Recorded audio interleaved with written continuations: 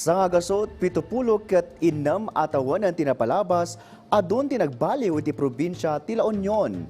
Naminsan pa'y ang nagbalin ang kabesera daytoy dagiti probinsya ang nairaman iti daan a Region 1. Entay amuan ti pakasalitaan ti La Union, iti report ni Angel Kim Pengosro. Sakbay ang nagbalin at tinawen ti selebrasyon ti Aldaw ti La Union iti tunggal March 2, ti lugar ang nalatak itakas iti La Union ket adaan iti atidug ken agbalbaliw a pakasalitaan a sinukog ti komunidad ken ganganaet.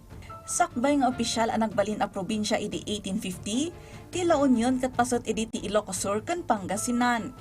Rimang ay dagiti komunidad iti igid ti baybay babaen iti panagkalap, panagtalon ken lokal a panagtagilako nga daan kadagiti imuna a nagnaed ngayon dawluan dagiti local chieftains.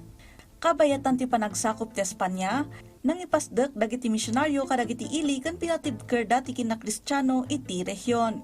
Nupay kasta, kaduan kadagiti kabisera ti probinsya ket nakapasar iti adu akarit kas iti panagturay, limitado a serbisyo publiko ken narigat a komunikasyon.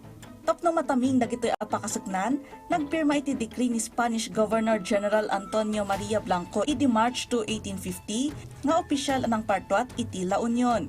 Ti baro a probinsya ket pinagkaykaysana dagiti sumagmamano nga ili manipod kadagiti kabangibang a probinsya, anay pasngay itinagan a literal at ikayat nga asawen ket dayon yon.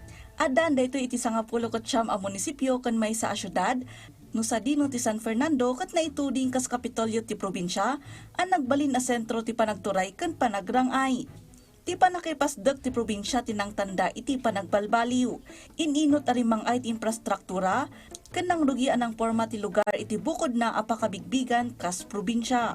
Kalpasan ti panagpatingga ti turay ti Espanya iti 1898, nagbalin ti La Union a pasut ti umuna a Republika ti Pilipinas, sakbay ang nagbaliw iti panagturay ti Amerika.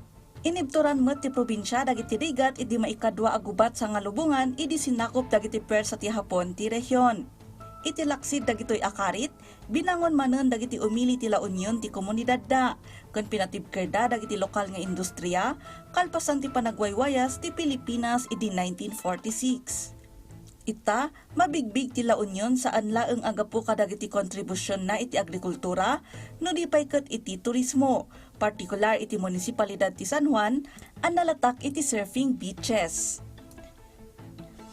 Kanayon alaglagipon, pasamak iti, adal ita, pagsarmingan iti masakbayan. Angel Kim Pengosro.